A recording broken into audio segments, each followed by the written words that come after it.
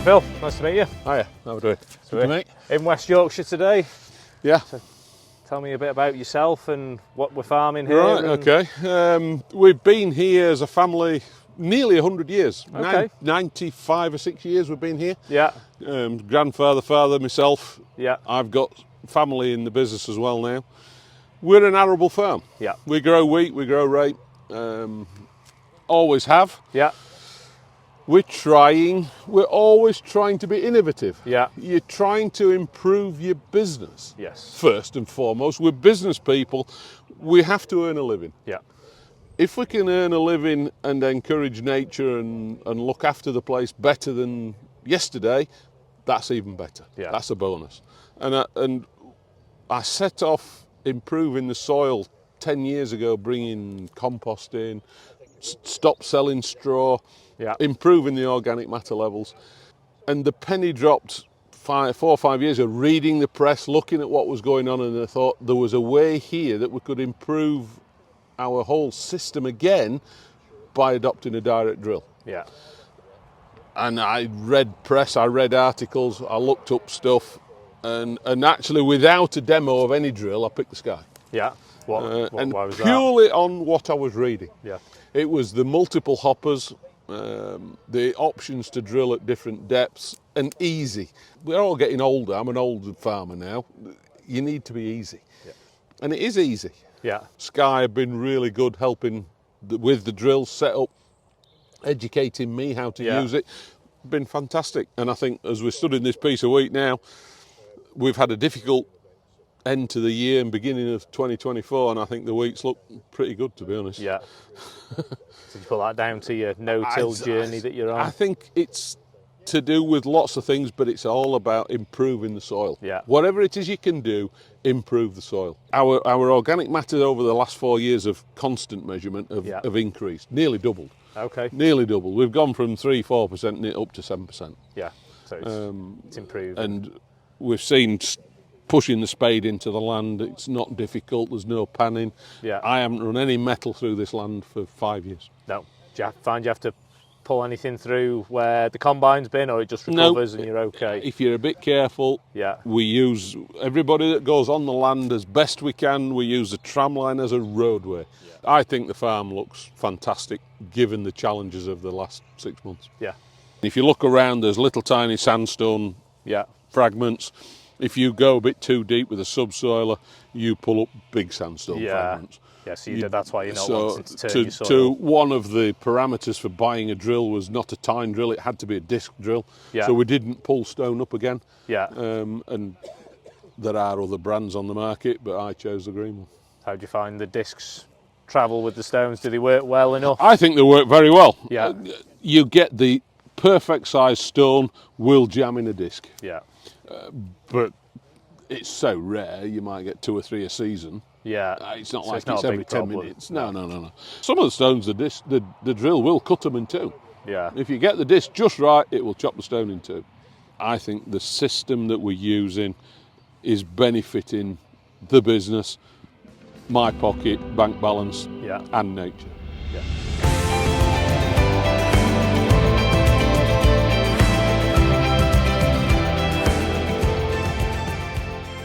I shall put a cover crop in my usual mix, which would be predominantly buckwheat and vetch. Yeah. We put radish in to act as a plough. Yeah. And then I put Phacelia. I tend to use 5, but probably going to leave. I've tried Clover. Yeah. For the last 3 years, but it don't grow. I think there's too much residual herbicide after the rape, and the Clover just will not establish at all. After the rape, it's just a non-starter. It just does not happen. So, this will get a dose of Roundup, kill it all off, put the catch crop in. Yeah. 7-8 weeks, depending on timing and wheat and weather and what have you. Yeah. We shall go back in with another dose of Roundup. Yeah. Which gives me a double hit on ryegrass. We're a ryegrass farm. We're not a blackgrass farm, we're blackgrass free. Yeah. But as you will see in a bit, in corners and bits of fields, we grow ryegrass. Okay. So we're chasing that and winning. Yeah. With this system, 3 years, getting 2 coats of Roundup onto the land, glyphosate, I think we're beginning to break the cycle of ryegrass. Is it helping doing the no-till as well, do you think? Well, yeah, we're not bringing up fresh seeds. We're not bringing up fresh seeds to the surface. The system is working. We're keeping the trash on the surface of straw. Yeah. We're keeping the ground covered, and we're definitely winning on ryegrass. Yeah. It's some quite long straw. Do you normally chop it or bale it? It's all been through the chopper. We haven't sold baled straw for 20 years. Okay. So we've been leaving organic matter. Thin land, coal measure sandstone, it needs every bit of help it can. Yeah. If I've got to grow something, I want to know what's there, what I'm starting with. So we've been doing soil testing for every year now for 10, 12 years. Yeah. So do you use that to make field maps for nitrogen and things or not? I don't use yield mapping. I'm not using that amount of technology on a small farm. I can't afford it. Okay. But we use the idea. Yes. I've said it's like controlled traffic. I can't do controlled traffic because I'm in the hands of my contract combine driver. Yes. But the instructions are you stick to tram lines. Yeah. So you don't run about in the field. So I don't want balers here. I don't want the muck side of it here. No. I don't want people running about on the land. No. So do you do anything with your tram lines to alleviate it, or you just accept that? They're just there. Yeah. That's it. The roadways, tram lines, whatever you want to call them, are permanent now. Yeah. To a point where I've stopped drilling them. Okay. I don't even bother with the tram line system. Right. This was going to be the ploughing match field. Yeah. Should have been a ploughing match in October. Yeah. And in the end, we cancelled the ploughing match. And on about the 20th, I drilled the wheat. Some good root structure in there, isn't there? Like I said, we've been doing this for 3 years and it still amuses me, fascinates me. Yeah. We've got all this worm activity almost overnight. Yeah. So the worms were there. Yeah. But because we ploughed them, we're probably not helping. But now, all of a sudden, the land is just so different. It just... So what was it like before? Not easy to say because I didn't carry a spade. No. But I believe that the land is changing. Yeah. And the ability to do this work and walk about with clean feet after the wettest winter on record, or whatever they want to say. Yeah. We were drilling wheat 6 weeks ago and the tyres were clean. Yeah.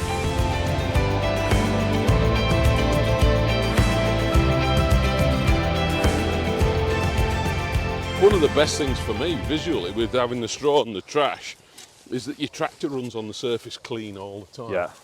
It's always just helps. It just helps. It's unreal. I can't explain it. I'm not a scientific type person, but I just you get that gut feeling that all this work is benefiting all our work. Yeah. It's just fantastic to see. So using any insecticides on here? We will if necessary. Yeah, I suppose there's a few bees floating around here. Above 100 hives down there. Yeah. So you find a benefit to having those down there? Yeah, I get free honey. We've got to work with all of it. Yeah. We can't do away with all wildlife, insects or whatever it is you need. You need a cross section of everything. Yes. We've got more general wildlife about because it's not brown. Yeah. We've got straw, we've got stubble. Yeah. Whatever it is that they need. Yes, it's a healthier farm. It's a healthier farm. Yeah, I think it is. It's just a generally healthier farm. Yeah. Overall, this has had nitrogen. It's not had a fungicide yet. No. It hasn't had a weed killer yet. So you're still using fungicides with it? Yeah. I want to, and I'm trying to, wean the farm off some of the chemical inputs. Yes. But at the back of my mind, I am still an industrial farmer. Yeah. And I'm trying to grow milling wheat. We're hooked into these contracts where you will have 13% protein, 250 Hagberg, and all these contract parameters. Yeah. And the only way to get to them is to use chemicals. Yes. Fertiliser sprays. Yeah. Do you think you'll be able to move away from them because of the no-till? To get the protein levels on this land, you need a considerable quantity of chemical fertiliser. Okay. The rooting structure now in the land, It's all the way down that spade, isn't it? It's fantastic. But also the thing that is good to see is that the land just breaks up. Full spade depth. This hasn't had any subsoil or plough or anything. There's worms in it, wormholes through it, so drainage is good. Yeah. I mean, I don't know what soil's supposed to smell like, but it's not sour. It doesn't smell bad, does it? So it's just lovely product, growing medium, hopefully. Yeah. For it to grow, for wheat to grow in. Yeah. But the sheer quantity of roots in it now. A lot of worms up the top there, isn't there? Worms everywhere. There you go, look. Proper worm farm. It's not solid, but it's firm and a good growing medium. Yes. And I think that's the change in the land. Yeah. If you turn this land over with a plough, it goes fluffy. It goes like powder. Yeah. And then you use energies trying to firm it up again. Yeah. With a machine or whatever, because your tractor sinks into it. But yeah. now, I just run around with this drill, I suppose, and there's less and less effort. I mean, the fuel burden alone. Yeah. We would be into 50 litres a hectare to create wheat. Yeah. To get wheat established. I'm down at 6-7 litres a hectare. That's a huge saving, isn't it? And that's without doing any real fine calculations. Yeah. There's the wheat. This was 5 foot tall in buckwheat when I drilled it. The buckwheat's still thriving. Yeah. But the battle that we have with farmers is this visual appearance. Yeah. For so long, there was virtually no wheat to see. There was a crop of buckwheat came up again. Yeah. I drilled it through buckwheat straw. Yeah. It was here on me. When I went in, it was 5 foot tall. Yeah. The land is just in such good condition. Yeah, considering all the rainfall recently. All the rainfall that you've had. It's bound together. Yeah, it doesn't look like there's any pan in there neither. No. It's just falling apart nicely. It's good soil, that. So your soil being quite soft round here, I guess if you were doing conventional methods, you'd have quite a bit of erosion through the winter and the wet weather. If you get water running about on some of this land, we're not flat. We're not, yes, we're all working on a hillside. Water runs downhill. Yeah. If you get it wrong with a plough or cultivations and loosen the soil, it finishes up at the bottom of the hill. Yeah. So I've got wheat drilled at a more conventional date, circa October the 1st. Yeah. I've got wheat drilled late October. I've got wheat drilled in December and January. Yeah. Oh. I don't think there'd be many folk travelling on the land in December. No. You're probably on some of my stronger land, as you can tell, because it doesn't. It's holding on. Just doesn't pop out of the farm. But as you can see, there's a definite. It's got clay in it. Yeah. And it's got coal in it. Okay, so that's why it's so dark. That's why it's dark. Yeah, I mean you haven't got the same level of worms in that bit, have you? There's less worms, but there are worms. Yeah. They're not as obvious, but they are here. There you go. There's a couple in there. Here he is. And he's making some new soil by the looks of it. Up here we had the buckwheat and it had roots into this clay. Yeah. That were sort of, deeper than the spade. Yeah, so we'd use the buckwheat to open it up. To make the land, keep the land active. Yeah. Open it up, and then when I did put the wheat in, well, you can see there's the evidence. Yeah.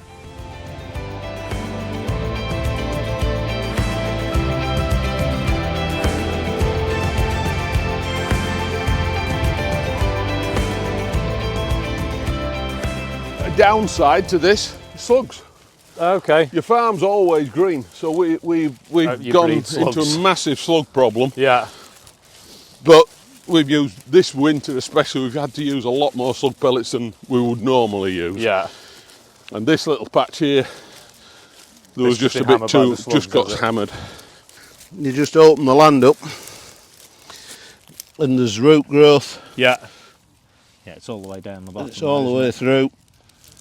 There's our friendly worms. Through the land, look at all the holes. Yeah. So this is This is the type of effect that we're trying to get. Bear in mind we've just had the wettest 18 months. Yeah. And yeah, it's not a spectacular piece of wheat, but it was drilled in December. Yeah. I mean, up on the a bit higher up that hill there, it doesn't look quite so shabby. No. We use some products to help. Yes. Not just nitrogen. We are using bottles of stuff. One of the advantages I've got at the moment is that my agronomist is my son-in-law. Okay. So we can experiment Yeah. a little bit on our own. While he's an agronomist now, he was managing an organic farm for a couple of years down in Wiltshire, Yeah. which is a bonus to us both. You know, should we do this? Should we do that?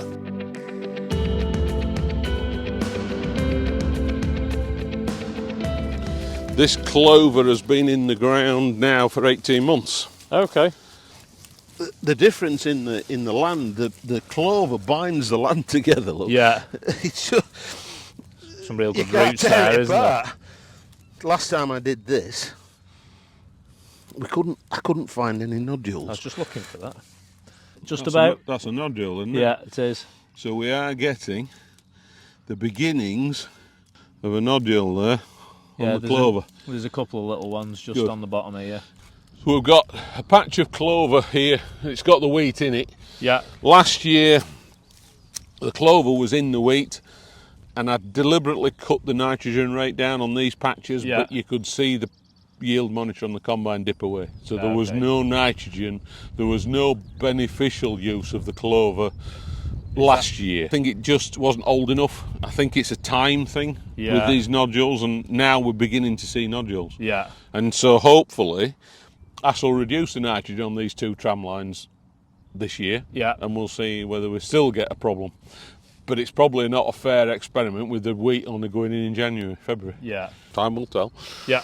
Our biggest chunk of our carbon footprint is a nitrogen application. Yeah. And if we can reduce our nitrogen applications as an inorganic material, then it's got to help with our carbon footprint. We're still too many chemicals in the land, with too many residues of whatever spray you used last week or last year. Yeah, yeah. Some of these crops can't handle it. No. Which is why I can't get clover to grow in my catch crop mix after rape. There's too much residual curve immediately after the rape. Yeah. I'll happily show you the good bits and the bad bits. Yeah, You know, because we've got to learn from each other what we can and can't do. Yeah, we know this isn't all going to be successes. We need to hear about failures to help other people. So I wish it all was success and pots of gold at the end of the rainbow, but it ain't.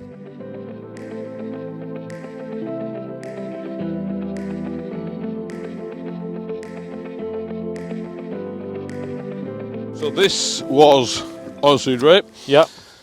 Then it had my 5-way mix. Yeah. Of catch cropping for 7-8 weeks. And you end up with soil like this, fairly well held together, quite a bit of root in it, plenty of wildlife. Yeah. Not overly wet. Nice and dry down there, isn't it, really? Yeah. We're now getting some disease. The earlier crops are getting some disease in here. Yeah. I need to be out with the sprayer should the weather ever let me.